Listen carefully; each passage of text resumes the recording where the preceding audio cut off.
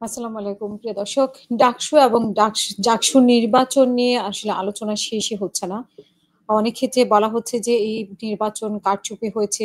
তারপরে এটা ballot paper সংগ্রহ করা হয়েছে নীলক্ষেত থেকে এবং নীলক্ষেতের নির্বাচনও বলা হচ্ছে কোনো ক্ষেত্রে।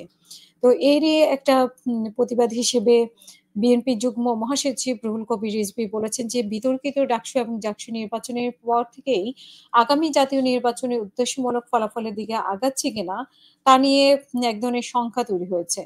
যে জাতীয় নির্বাচনে যদি কোনো বিশেষ দল বা গোষ্ঠীকে জিতিয়ে দেওয়ার নকশা করা হয়, তবে দেশের মানুষ কোনোভাবেই মেনে নেবে না। ডাকসু নির্বাচন প্রসঙ্গে রিজভী আরো বলেন যে, ডাকসু নির্বাচন হওয়া নিয়ে কোনো বিতর্ক নেই। কিন্তু যেই পদ্ধতিতে হয়েছে তা নিয়ে আমাদের গুরুতর আপত্তি আছে এবং সরাসরি অভিযোগ করেন তিনি ঢাকা বিশ্ববিদ্যালয়ের উপাচার্য সবার জন্য সমান সুযোগ নিশ্চিত না করেই নির্বাচন করেছেন। ক্ষোভ প্রকাশ করে তিনি আরো বলেন যে, নীলক্ষেত থেকে ব্যালট ছাপানো হলো কেন? এটা কি কোনো একটি দল বা গোষ্ঠীর স্বার্থে ডাকসু নির্বাচন করা হলো কিনা?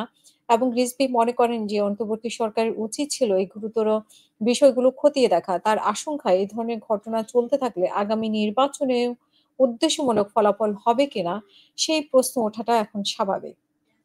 আগামী নির্বাচন সম্পর্কে বিএনপির এই নেতা তার কঠোর অবস্থান তুলে ধরে বলেন যে, শেখ হাসিনার অতীতে অবাধ সুষ্ঠু নির্বাচন মাটির তলায় চাপা দিয়ে তার রাজত্ব কায়েম করতে চেয়েছেন এবং একে ওকে জিতিয়ে দেওয়ার চেষ্টা করেছেন। রিজভী আশঙ্কা প্রকাশ করেছেন যে, ঠিক সেই কায়দায় আগামী নির্বাচনে অংশ হবে কিনা সেটা নিয়ে সংখ্যা প্রকাশ করছে এবং এটি নিয়ে কোনো নীল নকশা হচ্ছে কিনা তাহলে জাতির জন্য আবারও চরম দুর্ভাগ্য বয়ে আনবে বলে তিনি মনে করেন। প্রিয় দর্শক, আপনার মতামতের মাধ্যমে কমেন্ট বক্সে আপনাদের মতামত জানাবেন। আসসালামু আলাইকুম।